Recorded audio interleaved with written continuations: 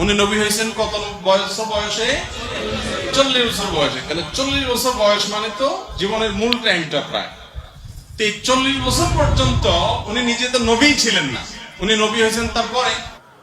তবে আমাদের একটা ভুল ধারণা আছে, ১৫০০ বছর আগে 40 বছর বয়সেই কোরআন নাজিলের পর আল্লাহ রাসূল নবী হয়েছেন নাকি? ভালো করে বুঝেন, ১৫০০ বছর আগে কোরআন নাজিলের পর 40 বছর বয়সে রাসূলুল্লাহ নবুয়তের প্রকাশ ঘটেছে। তবে তিনি কখন থেকে নবী প্রশ্ন আসেন? জি, সুবহানাল্লাহ। দালাইলুন নবুয়তের প্রথম খণ্ডে ৭৮ পৃষ্ঠায় বাইহাকি বর্ণনা করেছেন, রাসূলুল্লাহ বলেছেন, وعن الإرباز بن سارية رضي الله تعالى عنه أنه قال سمعت رسول الله صلى الله عليه وسلم يقول إني عبد الله وخاتم النبيين وإن آدم لمنجدل في طينته। ইরবাজ বিন সারিয়া বলেন, আমি আমার নিজের দুই কানে শুনেছি আল্লাহ রাসূল মুহাম্মদ সাল্লাল্লাহু আলাইহি ওয়াসাল্লাম ইরশাদ করেছেন, আমি মুহাম্মদ আল্লাহর নবী এবং সর্বশেষ নবী তখন থেকে আদমের দেহ যখন ধুলায় গড়াগড়ি খাচ্ছিল,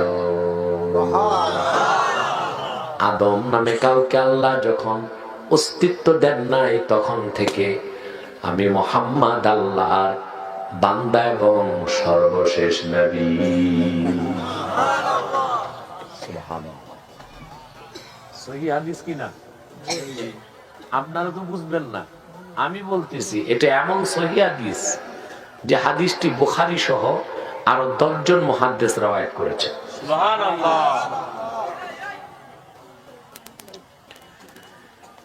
একদিন আল্লাহ রাসূল সাল্লাল্লাহু আলাইহি ওয়াসাল্লামকে এক সাহাবী প্রশ্ন করলেন, আরে ভাই, যদি ডানে বামে তাকান আমার মনোযোগ তো নষ্ট হয়ে যায়, আমার দিকে তাকান।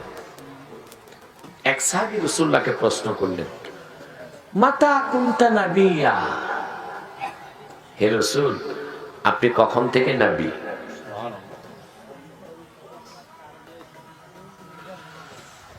আল্লাহ হাবিব ইরশাদ করেছেন, কুনতু নাবিয়্যা ওয়া আদামু বাইনার রূহি ওয়াল জাসাদ, আমি মুহাম্মদ তখনও নবী, তখন থেকে নবী। আদমের দেহ যখন ছিল, রূহ এবং দেহ আলাদা ছিল, তখন আদমকে বানানো হয় নাই, তখন থেকে আমি মুহাম্মদ আল্লাহর নবী। সুবহানাল্লাহ সাল্লাল্লাহু আলাইহি ওয়াসাল্লাম।